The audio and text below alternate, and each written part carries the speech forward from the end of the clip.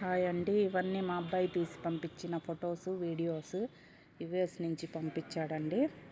అక్కడ చూడండి మంచు వర్షం కురుస్తుందండి. మంచు వర్షం చూడండి ఎలా కురుస్తుందో, చూడండి ఎలా ఉందో. చూడడానికి మనకు చాలా బాగుందండి, సూపర్ బాగుంది వ్యూ. అక్కడ ఉండే వాళ్ళకి చలి ఎంత ఎక్కువగా ఉంటుందో ఏమన్నా -డిగ్రీస్లో ఉంటుందంట అక్కడ. చూడండి ఎంత బాగా ఉందో, మంచు పరుచుకుంది మొత్తము.